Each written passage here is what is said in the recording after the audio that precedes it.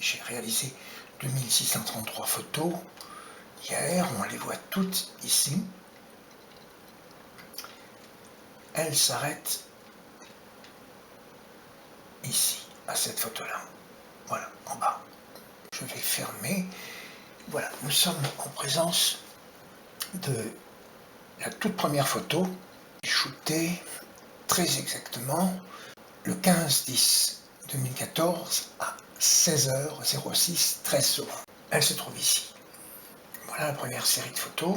Généralement, je prends des séries de 60, 76, 96, plus souvent 120, 130 photos, de manière à avoir ensuite un accéléré qui puisse durer quelques secondes. À raison de 25 images secondes, vous imaginez qu'il en faut quand même pas mal pour réaliser une bonne vidéo. Je vais agrandir un petit peu les photos. Voilà la première série.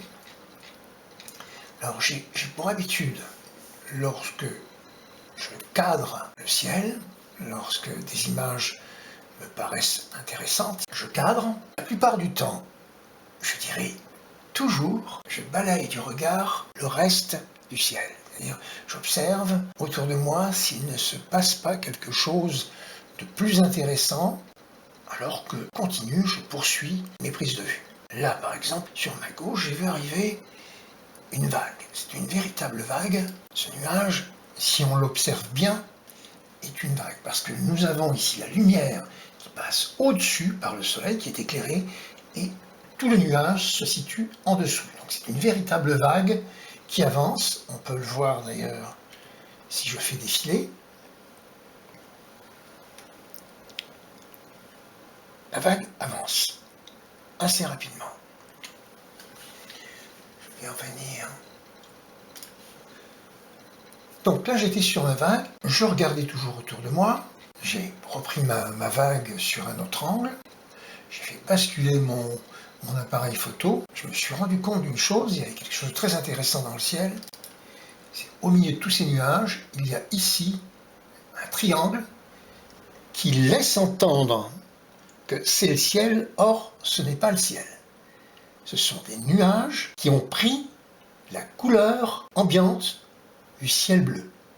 Le ciel qui se trouve devant les nuages.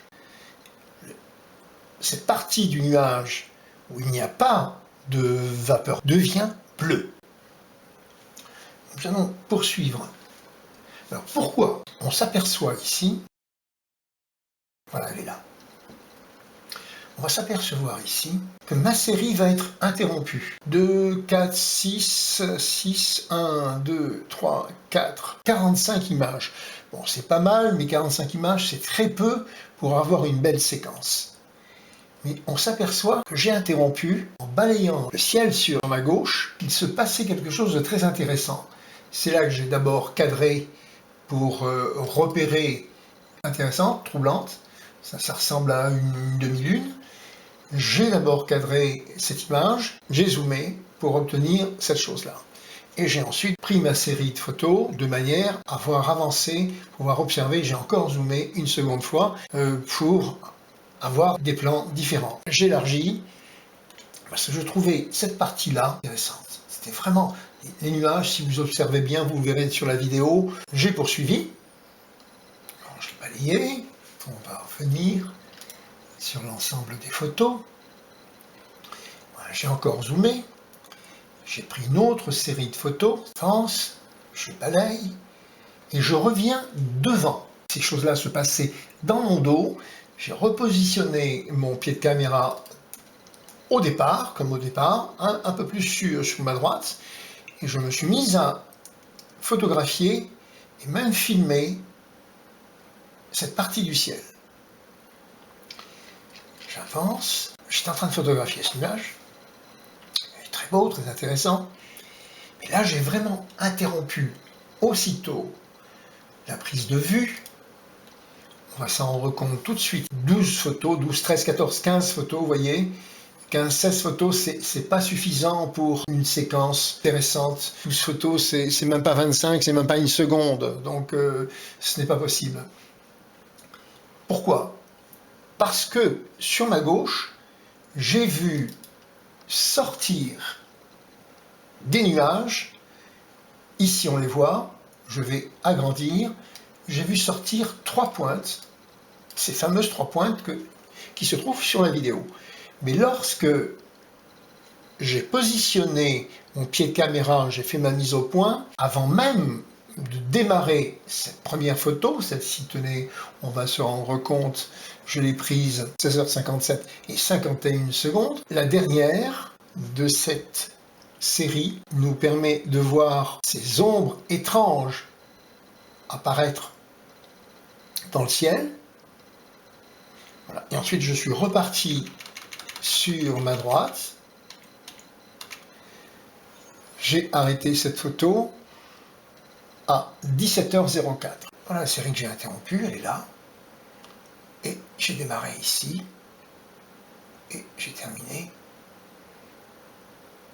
ici parce que ça devenait trop large et je n'avais pas avec moi le grand angle. Encore aujourd'hui, ce soir, c'est de comprendre ce qui s'est passé parce que le soleil se trouvait à gauche. Le soleil se trouvait ici. Or, les pointes sont sorties des nuages. Alors c'est dommage, bien sûr, j'ai pas pu prendre les photos où vraiment les 3 pointes sont carrément sorties. Je les ai vues apparaître et c'est ce qui m'a vraiment attiré. J'ai dit tiens, il se passe quelque chose d'incroyable. Qu'est-ce que c'est encore? Et c'est tout simplement parce que je scrute en permanence le ciel. Je regarde toujours autour de moi parce que je sais qu'il peut se passer en quelques secondes, comme on les appelle, un ovni peut passer dans le ciel et je risque de le rater.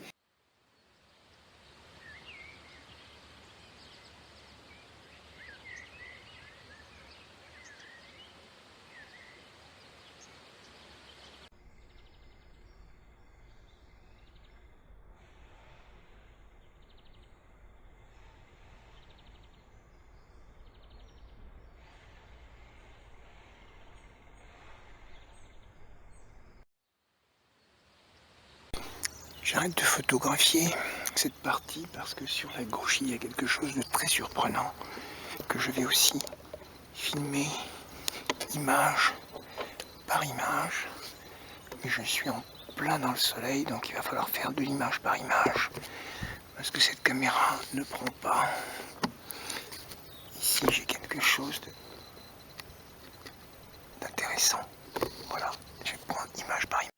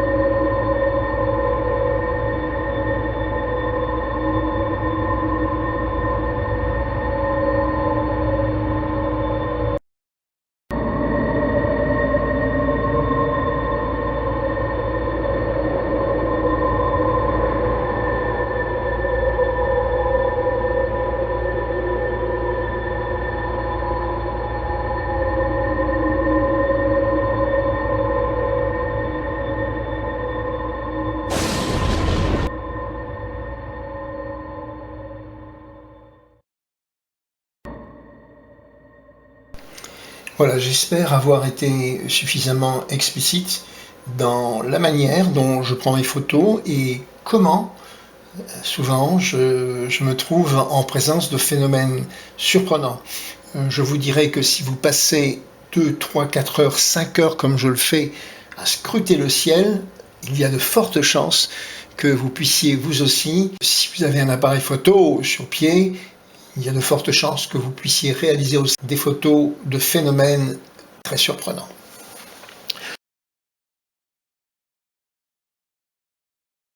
J'en ai un autre, mais que je ne vous montrerai pas.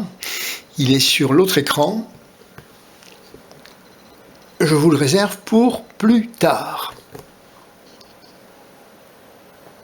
À bientôt.